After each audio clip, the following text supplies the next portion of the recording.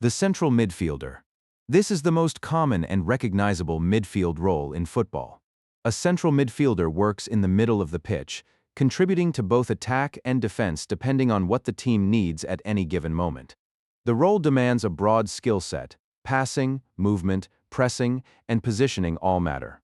Players in this role are often the engine of the team, touching the ball more than almost anyone else on the pitch. Luka Modrić is one of the clearest examples. He receives the ball under pressure, finds a teammate quickly, and immediately moves into a new position to receive it again. Xavi Hernandez did the same at Barcelona for over a decade, rarely losing the ball and constantly keeping his team in control. The defensive midfielder. This role sits just in front of the back line, acting as a shield for the defenders behind them. The job is to intercept passes, break up opposition attacks, and win the ball back as quickly as possible when the team loses possession. Makélélé became so associated with this role that it was eventually named after him, the Makélélé role, because Real Madrid visibly collapsed after selling him. Sergio Busquets carried the same responsibility, although in different style at Barcelona for years, rarely making headline moments but making everything around him function properly. Casemiro at Real Madrid and later Manchester United showed a more physical version of the role, adding aerial dominance and aggression to the positional intelligence the position demands. The box-to-box midfielder. This role covers the entire length of the pitch during a match.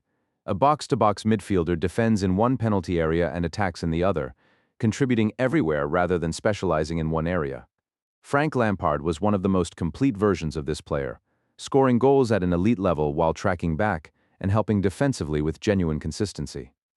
Steven Gerrard covered similar ground for Liverpool, adding a physical intensity and a tendency for decisive moments in big games. More recently, Declan Rice has developed into a modern version of this role, combining defensive solidity with the ability to drive forward and arrive late into attacking positions. The physical demand is enormous, and players who do it well are among the hardest to replace. The deep-lying playmaker. This role is built around one idea: controlling the game from a low position on the pitch. Instead of advancing forward to create chances directly, the deep-lying playmaker receives the ball from defenders and distributes it carefully to begin attacks. Andrea Pirlo defined this role for a generation, barely moving, carrying almost no pace, and yet dictating the tempo of matches entirely through his positioning and the quality of his passing. Xabi Alonso did something similar at Real Madrid and Bayern Munich, reading the game early and switching play with a calmness that made difficult passes look routine. Jorginho brought a slightly more compact version of the role to Chelsea and Italy, using short combinations and consistent movement to keep his team ticking over. Teams that use this role well are usually trying to build patiently rather than play at high speed. The advanced playmaker. This role operates in the space between the opposition's midfield and defense, often called the number 10 position. The player here is given freedom to find pockets of space, receive the ball facing forward, and create chances for the attackers ahead of them. Zinedine Zidane was perhaps the most gifted player to occupy this position, combining elegance with a genuine ability to change a match on his own. Ronaldinho brought unpredictability to it, using movement and skill to disorient defenders before finding teammates in dangerous areas. Juan Román Riquelme played a slower, more deliberate version of the role at Boca Juniors and Villarreal, holding the ball under pressure and waiting for the right moment to release it. The role remains one of the most celebrated in the sport, though modern pressing systems have made it increasingly difficult to operate in freely. The attacking midfielder. This role sits higher than a traditional number 10 and is more focused on contributing directly to goals, either by scoring or by assisting in the final moments of attacks. Kevin De Bruyne is one of the best modern examples, combining clinical passing with the ability to score from distance and time runs into the box.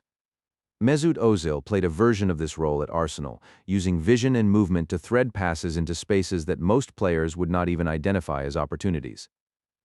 Bruno Fernandes at Manchester United added an aggressive pressing element and a willingness to shoot from range, making him a goal threat as well as a creator.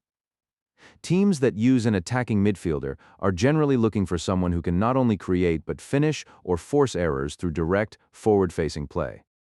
The inverted winger. Technically a wide player, but the modern game has blurred the line between wide midfielders and wingers to the point where this role belongs in any complete explanation of midfield play. An inverted winger starts wide, but cuts inside onto their stronger foot rather than staying on the touchline to deliver crosses. Arjen Robben built an entire career on this movement, cutting inside from the right onto his left foot with such repetition that defenders knew exactly what was coming and still could not stop it. Franck Ribéry mirrored that on the opposite side at Bayern Munich, giving the same team two inverted threats at once.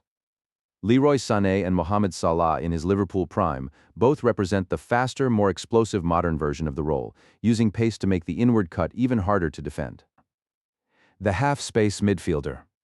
This is a more positional and tactical concept than a traditionally named role, but it has become central enough to modern football to deserve explanation. The half spaces are the areas between the central zone and the wide zones on either side of the pitch.